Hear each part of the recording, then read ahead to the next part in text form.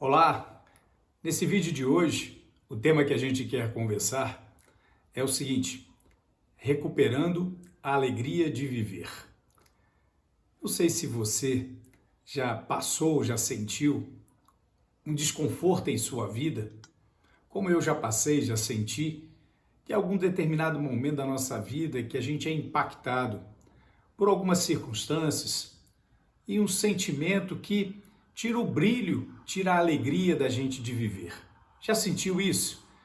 Eu acredito que qualquer ser humano, durante a sua jornada aqui na Terra, em alguns momentos, passa por esse tipo de experiência. E aqueles que se tornam crônicos são aqueles que não conseguem se desvencilhar de um sentimento, de uma experiência como essa. Mas a gente tem capacidade e oportunidade de poder retomar na nossa vida a alegria. E isso tem um caminho, isso é possível. E como sempre a gente traz temas aqui relacionados ao nosso cotidiano, é isso que nós queremos conversar, recuperando a alegria de viver, e sempre a gente utiliza os temas buscando orientações na Bíblia, que a gente crê ser a palavra de Deus. Eu escolhi um salmo, o Salmo 34. Davi, quando escreve esse salmo, ele não estava vivendo os melhores momentos da sua vida. Eram momentos difíceis, dias difíceis no seu reinado, na sua vida pessoal, na sua vida familiar, com seus inimigos que estavam perseguindo ele para destruir, para tirar o trono dele. Então Davi, naquele momento, ele toca nesse tema. A vida dele não estava sendo uma vida feliz, uma vida de contentamento. E quando ele escreve esse salmo, ele está falando de como que ele foi buscar e recuperar a alegria na sua vida, mesmo nos momentos mais trágicos, como ele estava vivendo, fugindo inclusive. Davi, ele fala o seguinte: olha, eu busquei a Deus e Deus me ouviu e Deus me atendeu. E quando eu olhei para Deus, o meu rosto voltou a brilhar e a sentir alegria. E Deus não tirou isso da minha vida. Quando Davi está falando isso, ele está falando: olha, até há pouco eu estava mal, estava péssimo, mas agora, quando eu aprendi a buscar a Deus de todo o meu coração, com toda sinceridade, abrindo a minha alma, falando para Deus, pedindo socorro a Ele, esperando e confiando que Ele poderia, pela fé, eu receber o socorro dEle, Deus foi fiel e me honrou e me deu. E me deu a alegria. Para alguém se sentir feliz e alegre, para alguém se sentir bem, o mundo apresenta várias possibilidades e faz vários tipos de propaganda. E muitas delas, a grande maioria, que a felicidade está embasada diante do acúmulo da riqueza, do poder, da posse.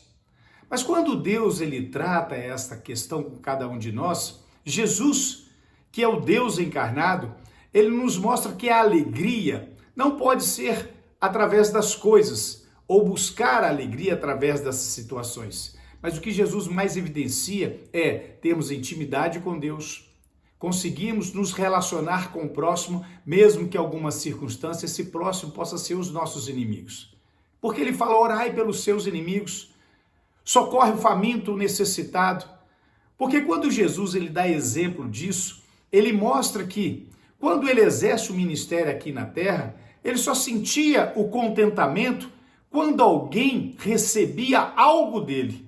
Como aquela mulher que não tinha mais esperança pelos médicos e pela fé, ela toca em Jesus e é curada. Como aquele que não via, como aquele que não poderia fazer mais nada, como aquele que estava preso, como aquele que estava leproso, e quando grita: Jesus, filho de Davi, tenha misericórdia de mim.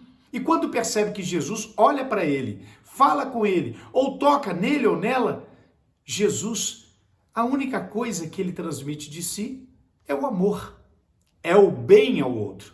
Então a sua alegria, a minha alegria, está em fazer o bem. E o fazer o bem é conforme aquilo que está na vontade de Deus. Fazer o bem a Deus. Como que eu faço bem a Deus? Deus precisa de algo da minha bondade? A minha bondade com Deus está diante daquilo que eu possa determinar em minha vida, ter temor a Deus, reverenciar a Deus. Se eu perco a capacidade de ter temor a Deus, de reverenciar a Deus, Eu vou viver pelo meu próprio conceito ou sobre a filosofia do mundo, conforme o mundo pressiona a vida de cada um de nós? Vou estar vivendo conforme o mundo está me pressionando a viver, pelo ódio, pelo rancor, desrespeitando as pessoas, vivendo dessa maneira. Isso é caminhar para a tristeza, é pular de um precipício para o caos. Mas Jesus, ele fala, faz o bem a Deus, reverenciando a Deus, tendo temor a Ele. Faz o bem ao próximo. Aquilo que eu e você pudermos fazer é um ministério, então, que recebemos. Se Deus deu a você ou a mim a condição de poder socorrer e ajudar alguém, seja na sua profissão, seja através de um relacionamento, seja através da convivência, e muitas vezes o dar o bem a uma pessoa não é nada relacionado a material, porque muitas vezes o que a maioria das pessoas estão querendo é atenção, é carinho. Como eu e você precisamos de atenção e carinho. Imagina se Deus não nos desse atenção e não nos desse carinho. Imagine se a gente relacionasse com pessoas que não nos desse atenção e carinho. O que mais você quer de paz de espírito? Para se ter paz de espírito, a gente tem que viver isso. A alegria e o contentamento contínuo. Moisés, quando ele sobe no monte, para então receber de Deus os 10 mandamentos, ele não sabia para que ele estava subindo ali, mas sabia que Deus o havia chamado. E quando ele passa ali um tempo, e Deus falando com ele, tudo aquilo que Deus estaria mostrando para ter intimidade com ele, Moisés e o povo, sendo ele um profeta, Moisés, quando ele desce da montanha, algo impressionante aconteceu com ele, aos olhos de todo aquele povo, daquela multidão. Moisés estava com o seu rosto brilhante, reluzente. Aquilo dentro de um significado tão literal, que não só a presença de Deus junto a Moisés trouxe a luz e um brilho, a alegria e o contentamento no seu coração, como também fez com que a sua natureza corpórea se transformasse. E o povo visualizou isso. E o povo teve até temor de ficar perto, então, do profeta, mediante como o seu rosto estava reluzente. Olha, quando Deus, ele recobra a alegria na sua vida, na minha vida, ele faz ela de uma maneira permanente. Mesmo como Jesus já havia nos orientado, no mundo tereis aflições, mas tende bom ânimo, tende alegria, porque eu venci o mundo. Temos uma referência, temos um propósito, temos um significado. Se ele que deu a própria vida por nós, por que nós não podemos dar a nossa vida por ele? O significado é esse. A alegria é o quanto estamos dispostos a dar. Se tivermos que traduzir dentro da verdadeira identidade, do significado de alegria, alegria é isso. É o quanto você, é quanto eu estou disposto a dar. Dar para Deus e dar para as pessoas que Deus tem colocado junto a mim, junto a você. Porque fazendo o bem, recuperamos a alegria.